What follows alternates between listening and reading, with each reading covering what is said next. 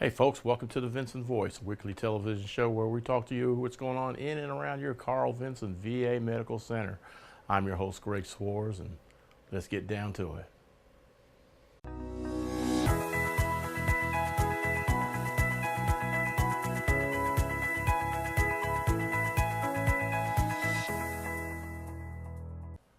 Hey folks, welcome back to the Vinson Voice. Got a special friend with me here today, Mr. John Wesley Cherry. We call him Wesley around here.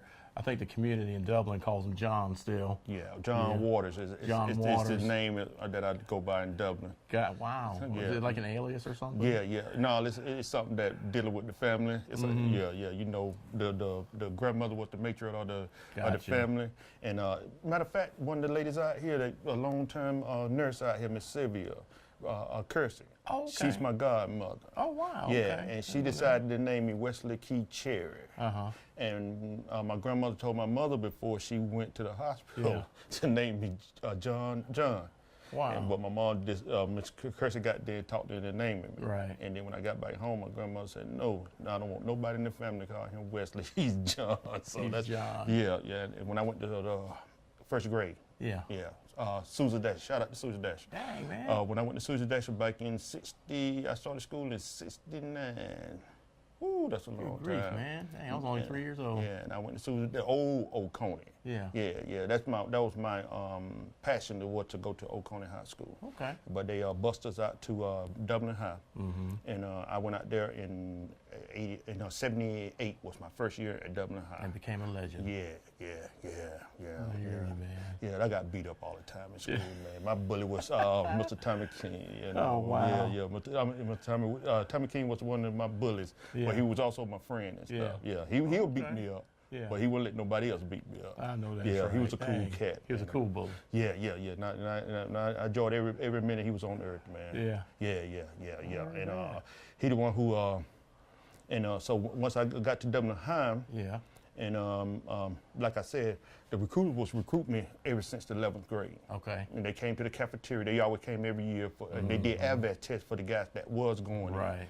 And so I happened to be in the cafeteria that day. So, man, I ain't going no military. You know? And my thing was to go to college, which I did. Yeah. And right after that, nothing was happening. So, like I said, I went in for a job because there were no jobs in Dublin. Well, some jobs in Dublin, but you had to know somebody to get in. Right. And so I said, okay, I'll try the Army. I went down and signed up. Sergeant Lane. Okay. I'll never forget him, Sergeant First Class Lane, the one who recruited me in. And I went to I went to Fort McClellan, Alabama. Right after that, in November 13th, 1985, I went to I joined in June. Yeah, you was on delayed entry program. Okay. I was on delayed entry program for a few months, from June to November. November 13th, I told my mom and them I'll see them later. You know, my plan was never to come back to Dublin. I got you. Yeah. Hey, guess what? I'm back. I know. I see that. I'm back. And I'm at a great place. You know. Yeah. I always pass by this place. Oh yeah. Yeah. My cousins worked here. I had my sister worked here, and I said, man, I brought my cousin something. He worked in the kitchen, and he worked in the kitchen for 34 years. Yeah. Wow. And one day I had to bring him something out here for my mama. Yeah. And they was on the dock back there. And I said, man, I want me a job out here. I told him that. Right. And the first thing he said, well, you need to start applying first. Yeah. Right. Yeah. So this is after you got out. You went in. You were a personnel management specialist. Right. So you were poking it. Yeah, we called them 75 Charlie back then. I think they 92 Alphas Something now. I think so, because my son's one. Yeah, and I was a personnel management specialist. When I went in, personnel management specialist only worked in what we call the meal pole. Okay. And that was military office. Right. But now they could work anywhere in personnel. Right. They trained them to work anywhere in personnel. Pack clerks, that kind of thing. Back then we did it. If somebody was out or they were full of 75 Charlie, they'll put you somewhere. They'll put you in another spot that's doing personnel. So y'all was laughing at us while we were out in the field. Oh, yeah, man. Hey, man. Digging in the mud and rain, all them elements and stuff like that. Y'all sit back in the back drinking coffee in the heat and air-conditioned offices. Yeah, wow. man, pushing paper. We get breaks. Might as well have been in the Air Force, but go ahead. We took breaks, man. Our job was 9 to 5 in the winter, and it was 8 to 4, 4:30 in the summer. Good grief. And you became a man. Yeah. Yeah, you became a man because you woke yourself Pushing up. paper. Yeah, you woke yourself up. You got yourself to PT, which was at 6 o'clock every Yeah, morning. right, right. After that, you went to work. Yeah. It was on you to do it. Right. It wasn't nobody coming here and say, hey, get up, like when your parents come in and say, hey, get up Right. and go to school, or get up, it's time to go to work. Right. You did it on your own. If you didn't do it on your own, you looked up in the morning time with sleepy eyes and there was a NCO staring at you. Yeah, Absolutely. Yeah, and that I always told, when I did recruiting for 3 years. right. I got more PTSD from that than actual combat. Yeah. But I used to always tell the kids, I say, you may not like it, but you're not going to know until you try it. Yeah. But regardless of whether or not you like it or not, you're going to gain something from the experience and stuff. When you're going to be, folks going to know you're dependable because you get up early in the morning, you do the 3 S's, and you go to work. There you go. And you go to work. Yeah, So, yeah. What I liked about this some phase of the Army. There was, even though you had people that always there that was over you, you had a chain of command. Right. But you also had, you had that self-discipline.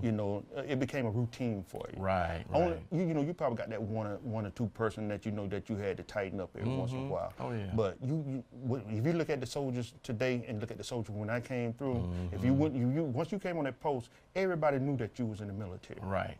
Even the civilians. Right. When you walked off that post, they knew that you was military because the way you walk, the way you talk, the way you groom yourself. That's right. Yeah, That's yeah, right. yeah. So now, today, with these cell phones, and man, if I had a cell phone back then, I think, we'd be in, I don't know, we'd be somewhere right now, probably in Missouri.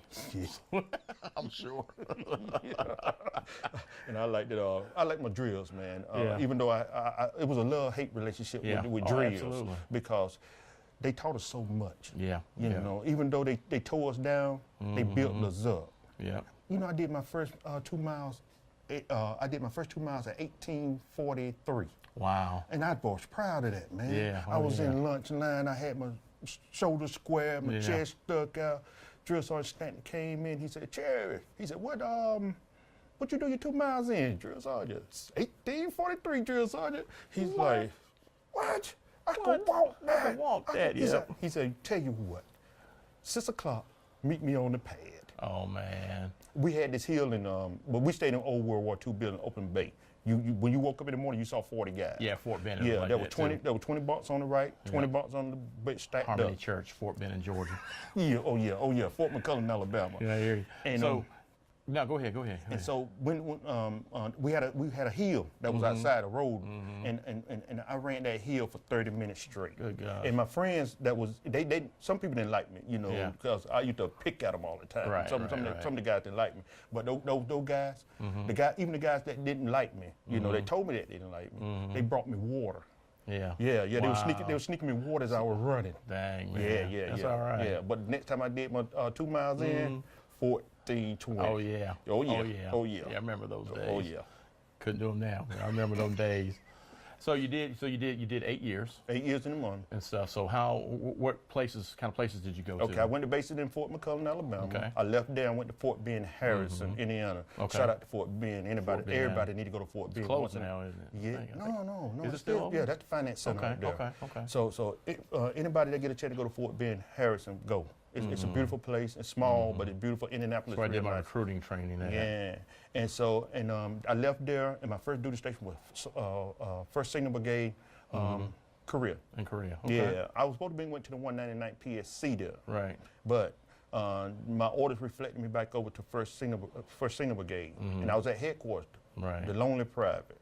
First time I got there, Colonel walks in, Sergeant Major sitting there, and Sergeant Major, interviewing me to come in the company.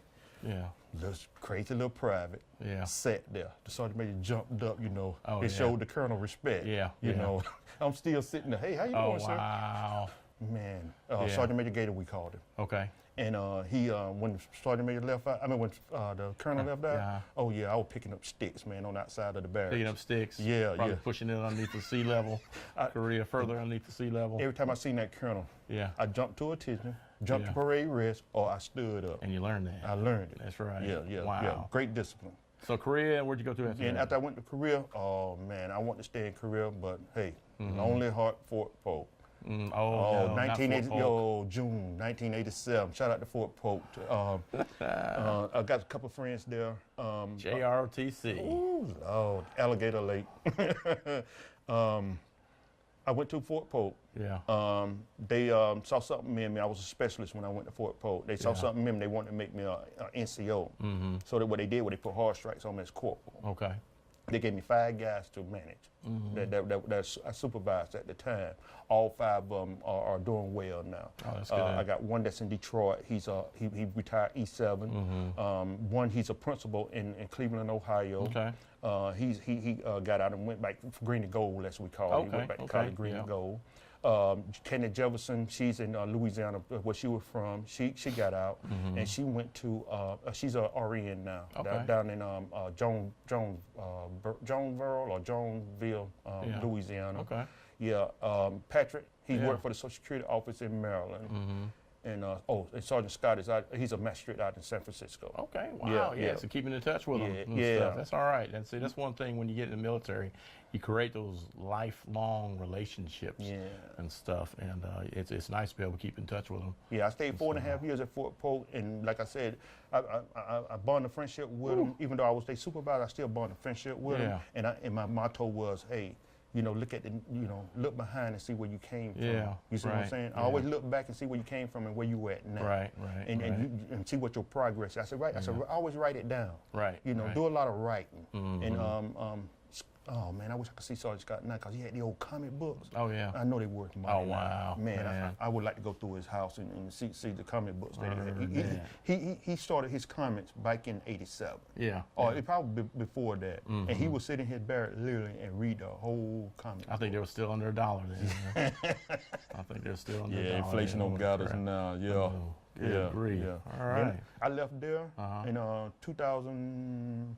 I went there. I came back from overseas. Okay. And I left Fort Polk in 1991. Okay. And I went to Germany. Okay. K-Town. Oh, shout out to K-Town too. Kaiserslautern, Lions on stool. Ooh, man. And had a wonderful time. Good grief, man. You done had a party the whole time you were in the Army. No. Fort Polk was. Well, Fort Polk's not really a party.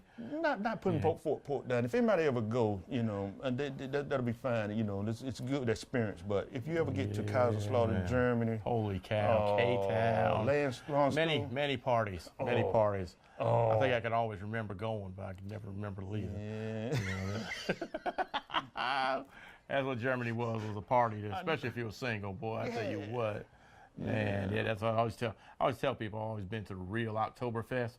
I can always remember going. Yeah, but never coming out. You can never remember leaving, boy. I tell you what, man. That's a story for a later time. Yeah, there's a story in Fort Polk where they shut the EM down. Oh, wow. Yeah, they put a padlock on the EM. Yeah, I think they did the same thing for Stewart. Shook it up a little bit. Yeah. Agreed. But yeah, it was a beautiful. After I left that, I decided I had 8 years in at the time, and I wanted to stay longer. I wish I would have stayed longer.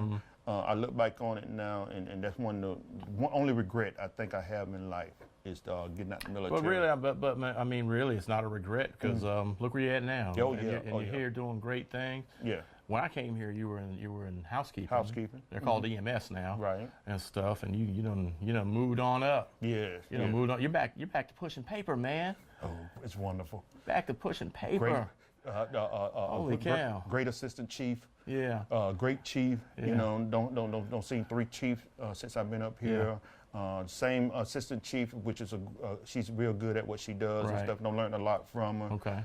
Gonna learn a lot more from her. And you're also kind of emceeing the new patient orientation. Yeah, I do the new patient. Yeah, that's my baby. I enjoy doing the new veterans orientation. If anybody out there that want to do new veterans orientation, come on in. We do it every 4th Wednesday of each month. It's no invitation that you come in. Anybody could show up, and we got a lot of knowledge that we want to give you. If you want to come in, every 4th Wednesday each month. It's called the New Veterans Orientation. All right. Yeah. All right. Well, Wesley, thanks for being on the show, man. Yeah, And man. Thank you love for hearing having your me story, here. man. Yeah, I mean, man. you know, it's nice to be able to get somebody out and just listen to their story. Yeah. And stuff. And you do it very well, my friend. I appreciate it. All I'm right. forged a lot of friendship out here. That's it. That's it. A lot of relationships. Family. Family out here. Yes. My brother. All right. All right, folks, we'll be right back with more Vinson Voice. For your tax return this year, call the reliable tax professionals at C&L Tax and Accounting Service. Hi, I'm Brenda Chang. Come see us this year at C&L Tax and Accounting, where you can get your maximum refund. Brenda Chain and her staff are trusted income tax preparers who take the time to give you good quality tax advice. Come see us this year, where we're offering up to $2,500 in cash advance loans. C&L Tax and Accounting Service is located on Madison Street in Dublin. Hi, I'm Anna Grace with Myers Equipment and Supply, your dealer for the complete line of Can-Am side-by-sides and ATV products. For hunting, farming, or riding the trails, Can-Am has the models you need. If you like a little sport to your ride, choose the versatile Can-Am Commander. With the best-in-class power and versatility, this side-by-side features the essentials that change the off-road landscape. Industry-leading performance, precision-engineered handling, and rider-focused design are all on display every time you hit the throttle. Come into Myers Equipment today and see the full line of Can-Am ATVs and side-by-sides. Can-Am, the ride says it all. Hello, folks. Welcome back to the Vinson Voice. Got another special guest with me today, Miss Angela Coley. Hi, welcome to the show. Oh, welcome. Thank you. All right. So Angela's been with us for 17 and a half years. Yes. All right. So did you come right out of high school? What happened there? I was working at another job, and then when I put in an application here, I was shocked that I got it, so I accepted it, and I started out as a CNA. Okay. And then after a couple of years, I left there and went to restorative. Stayed there for a couple of years, and then what do they do in restorative? they do like physical therapy, working with your upper and lower extremities, getting the patients back into their daily activities, range of motion, and help them like feed, walking, and try to get that quality of life back. Right. Okay. So that was restorative. I left there and went to supply. Stayed there a few months, and then I went to the emergency department as a health tech. I loved it. Really? I loved it. It's fast paced. So what do they do as a health tech? They draw blood. Okay. They do the drug screens. A lot of documentation, and the Foley catheter, and mostly drawing blood. Okay, so kind of one of the first people that they see, you know, that the patient, the veterans see. Right. So that's awesome. Right. So that, and then I left the emergency room and did that. Went to telehealth. Love it. Love it. That's where you're at now. Yes. Yeah. How long have you been doing telehealth now? Going on 6 years. Wow. 6 years. So I love it. So I love it. So if I do have to move, I like to go to mental health. Okay. Yeah. All right. I was going to ask you what's next for Miss Coley. Mental health. But mental health. Okay. So obviously doing a lot of the techie stuff in telehealth and stuff. So what do you do in telehealth? I do. I make the appointments for some of the clinics. Okay. So we have a lot of clinics out there, like teleneurology, telecardiology, SCI wound. Okay. We have the diabetic clinic. We have the Move clinic. Let me see what else.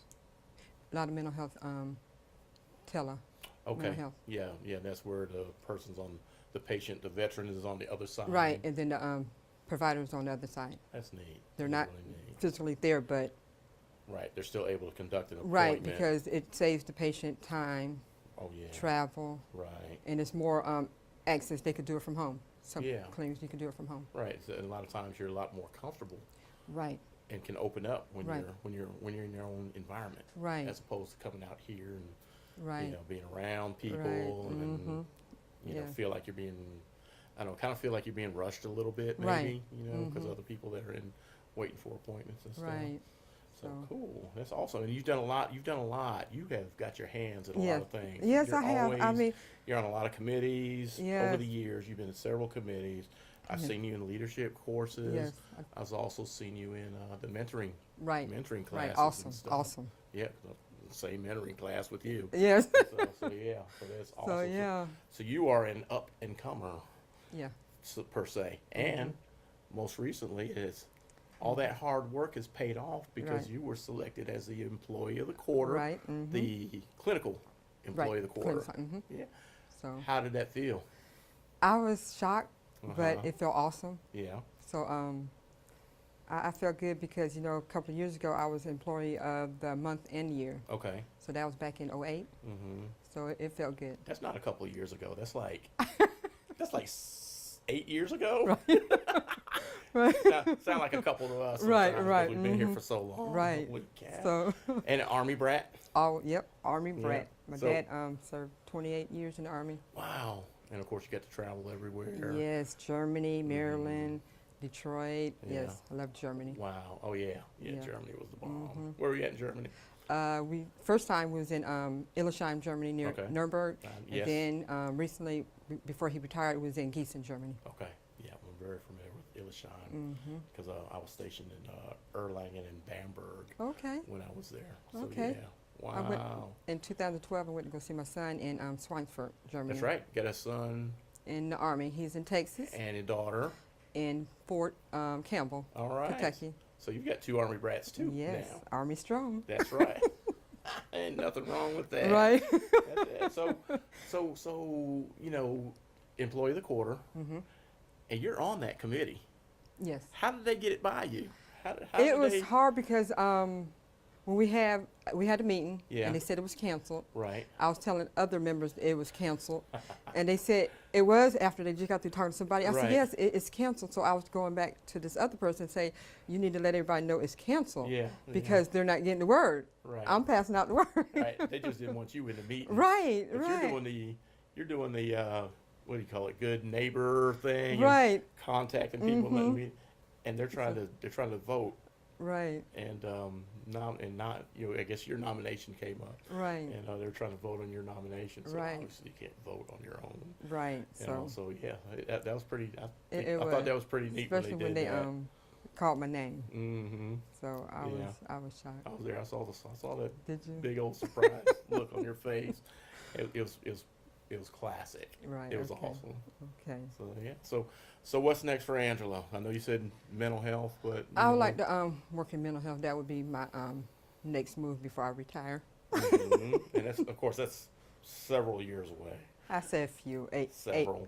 eight more years. Okay. Yeah, that's right. A few to use like Yeah, 8 instead of right. as we talked about a few seconds ago. Right. That's awesome. So yeah. Well, good. Well, Angela, it's great. Thank you for being on the show. Okay. And Thank it's you also for having awesome me. to have a story. Right. Everybody has a story to tell. That's true. That's true. Everybody has a That's story true. to tell, and we've That's got true. a wealth of that We do. out We here do. and stuff. Yeah. You know, you don't, A whole lot. you don't have to just be a veteran to Right. be able to tell a story Right. and all. And we heard your story. Thank Army you. brat came out All here, right. got in Dublin, There you go. and it's climbing. I mean, Yeah, it you're, is. It You're is. doing a great job here. Well, thank you. Thank All you. right. Okay. All right. And folks, we'll be right back with more Vinson Voice. Hi, I'm Jeff Cannon, President of Citizens Bank of Lawrence County. If you're presently a customer of ours, we'd like to take this opportunity to thank you for allowing us to be your bank.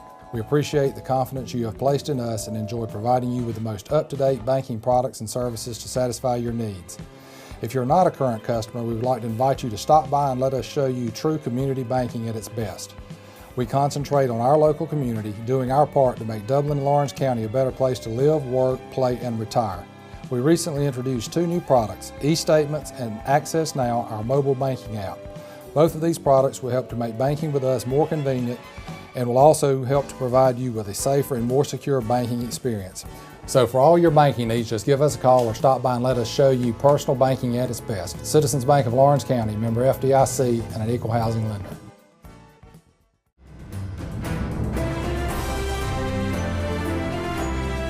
Hello, my name is Jimmy Rogers, and I'm running for County Commissioner for District 4 of Lawrence County. As County Commissioner, I promise to you, the people of District 4 in Lawrence County, that I will work very hard to serve each and every one of you. My name is Kenneth Hodges. Many of you may know me. I was born and raised in Buckeye. I'm here today just to show my support for Mr. Rogers, for County Commissioner from the 4th District. Jimmy Rogers is a man of the people. That is, if you need him as a commissioner, all you got to do is pick up the phone. He's there willing and ready to serve the people, not only of District 4, but the people of Lawrence County.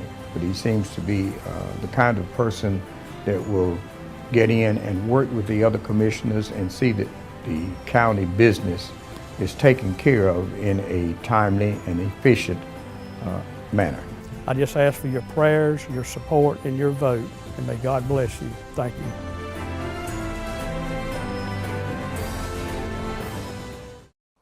Hey folks, welcome back to the Vinson Voice. Got another good friend of mine here, Mr. Leroy Griffin. Leroy Griffin, he's one of our social workers here at the VA, and he is also our medical foster home coordinator. Yes, sir. You know, so Leroy, let's talk about it. What's going on with the medical foster home program right now? Well, what's going on with the medical foster home program is that we still currently have homes set up in the community within a 50-mile radius that is prepared to take veterans in and take care of them on a 24-hour basis. Okay. Now, the veterans that are set up for this program are for those that would otherwise need nursing home placement. Okay. So it's actually a alternative placement as opposed to going to a nursing home. Okay. Some of the main benefits are that one may feel that they are in an institution in a nursing home and feel more in a home because they have the one-on-one care in a medical foster home. Okay. And that is what veterans since the late 1990s, when this program opened up and began, have been saying that's one of the best benefits of being in the program. Okay. So what's some of the criteria that a veteran would have to meet in order to be eligible for this program? Well, basically, they would have to have some chronic disease or require 24-hour care, need somebody to assure they take their medications and that they're able to be fed every day. And of course, there is a cost to it that the veterans have to pay, but the tests have proven that with assisted livings and some nursing homes, that is actually cheaper if a veteran is paying the cost in a medical foster home. And the main thing is that the veteran has to be willing, and the home has to be prepared and fit all the standards that the VA has. So we do a thorough check to make sure the home is safe and fits the VA guidelines. Just can't let anybody be a foster home. Absolutely not. Yes, sir. So what's some of the qualifications for, if somebody's interested in opening up their home to the program? What are some of the things they need to do? They have to, it has to be a home that they live in. A lot of people have homes on the outside of the home that they actually live in, and they try to rent those homes for veterans. That comes under other programs. So they have to be willing to let the veteran live in their home. They have to be financially stable in the sense that they're not doing it for the money, because if the veteran is in a bad way and suddenly the plans have to change, they won't miss out on the money that they would have been receiving. They, of course, have to be at least 21, even though all our caregivers are way beyond 21. And they have to have a willingness to let the home-based primary care interdisciplinary team come into the home to work and bring the VA services in the home to the veteran to minimize the amount of times that they will have to come out to the hospital itself. So it sounds like a really good program that I don't think really gets a lot of publicity. Well, you know, from what I've seen now, because we had it here since 2009 at the VA here in Dublin, and there are other VAs across the country whose programs may be larger in numbers, but what we always have to do is consider the population here in Dublin and the size of Dublin as opposed to Chicago or St. Petersburg, which may have 15, 20 homes and may have 25 or 35 veterans that's already involved in it. So for the amount of homes that we have here, currently we have 4, but we are still looking to open more homes here in Dublin because the veterans, when we talk to them about the program, they want to be placed here in Dublin because they know it's so close to the hospital here. So we are looking for as many diverse caregivers here in Dublin as we can. And anybody that's interested could always call here and ask for me, and I will explain the whole program to them and go out and give them a personal visit to see if they fit what we need. Okay, well, let's tell them your contact information, how they can contact you out here. Yes, sir. My number here is area code 272-1210, extension 2143. The other number you can dial is extension 2144, which is our program support assistant, Mrs. Latasha Peed. She will give you the information if I'm out on a visit and cannot give it to you myself. Okay, and your email? My email is capital L, everything else is lowercase, EROY.GRIFFIN@va.gov. And I'm willing to talk to anybody because I will let you know as honestly and professionally as I can. If you would fit this program, I'll let you know all the pros and all things that go along with it so you can make a conscious decision on if this would be good for you. But we do need caregivers here in Dublin. Okay. All right. Yes, sir. So how long you been here, Leroy, in the hospital? Well, now that this is February of 2018, this coming June the 6th, I'll be starting my 13th year because I came here June the 6th of 2006. So the years are moving. Yeah, they are moving. Yes, indeed. Yeah, I got here in June of 2003. So, man, good grief. Yeah. We've been rolling for a while. We've been putting in our time. That's what we sure have. Yes, sir. Also, the assistant EEO. Yes, I do work with the EEO department. My title is the EEO/diversity co-chair. There you go. And I work with our EEO manager, Mrs. Audrey Andrews, and my role is not to do the EEO complaints per se, but my main responsibility is to make sure that we have all the monthly programs. Right. All the diversity programs throughout the year. Which are always awesome, by the way. Well, thank you. You're And welcome. I think it's about 10 years now that I've been doing that also. Yeah, so kind of dual roles and being here, just being seen and stuff, here in the community. Now, Mr. Griffin here is a product of New York. Yes, sir. All right. Yes, sir. And he's not going to tell you, but his alter ego, this man has been on the pro wrestling circuit as the A-Train. Yes, sir. Okay. Yes, sir. Out of the Johnny Ross wrestling camp. Yes, indeed. Yes, for all your old timers out there, you remember Johnny Ross from the WWF. Yes, back sir. when it was the WWF. So yeah, that was a tough guy right there. Yes, indeed. And I must say that I have enjoyed my professional wrestling career. Yeah. My last time wrestling was last year. I did 2 matches last year. Yeah. And the promoters in the area are still trying to see if I'll do some more this year. Sweet. It was always a great release for me from being a professional social worker. Right. Because we couldn't always fix every problem and help everybody. That's right. But when the weekend come and we'd have the matches, all the frustration in the world gets released with one body slam. There you go. There you go. And Yes, I've seen some pictures. You do some top rope stuff too, don't you? Yes, sir. Got to be able to go to the top rope sometimes. Man, shoot. Cannot have no fear. You just got to get up there. That's right. Get that super fly going. Yes, sir. Yes, sir. Man. We've all been influenced by the super fly. We have been influenced by the super fly. Absolutely, so, absolutely. Yeah. So that's freaking awesome. I always love telling people. I had Miss Coley on the prior segment, and we always talk about everyone has a story. Yes. Yes, and indeed. that's part of your story there. Yes, indeed. It's that part of my life. And I just found out about this about a year ago, and I was like, holy cow. Yeah, but we're big wrestling fans, so yeah. I kind of kept it low for most of the time that I was here, but I can't get it out my blood. Once it's in you, it's there. Yeah, I'm coming to that next match. Okay, I'm going to make sure you know about when it is. That's right. All right, you Absolutely. do that. All right, well, Leroy, I appreciate you being on the show. Yes, sir. Thank you so much. Thank you, my brother. All the time. We're both products of the North. Okay. Yes, sir. The product, New York, D.C., right here. Northeast, baby. But we made our home down here in the South. That's right. Get away from that fast life. Yes, sir. Yes, sir. Right here in Dublin, GA, doing all we can for veterans. And we love it. We love doing it. Absolutely. We love doing it. Absolutely. All right. Okay. All right. Well, folks, we'll be right back with more Vinson Voice. Dublin Tire is a family-owned and operated company that has been in business since 1955. Is your truck consuming excessive oil? Bring your vehicle to us. You can trust our experienced team to provide complete truck repair services. Does your vehicle need new tires? We can provide you with auto tires from the best brands. You can also count on us for quality truck tires and other auto services. We also provide 24-hour emergency services. Call today for more information or visit us online. The City of Dublin Natural Gas provides the most cost-efficient source of energy available today. So for your home, choose the most natural resource. Safe, clean, efficient. All new subdivisions around the Dublin area have natural gas available. Start reducing your energy bills today with Dublin City Natural Gas Department. Natural gas, the smart choice. Call 277-5048 today and let us help you start saving today. Hey folks, welcome back to the Vinson Voice. We like to close the show talking about a few things that are kind of near and dear to our hearts and stuff.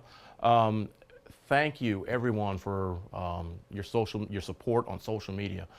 We're the Dublin VA Medical Center right here on Facebook.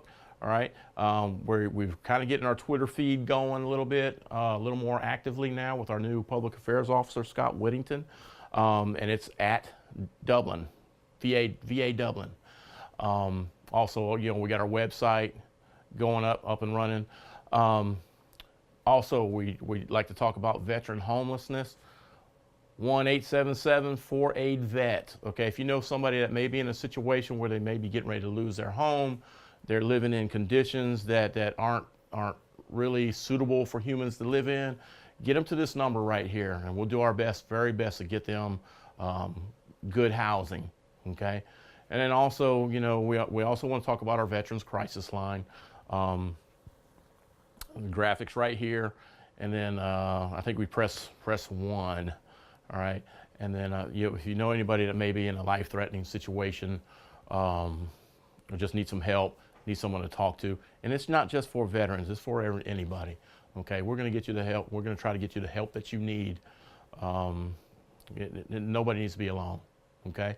All right, and also, you know, we can still change the world if we just do like one act of kindness a day. We control that, all right? So thank you. I'm your host, Greg Swartz, and we'll see you next week on the Vinson Voice.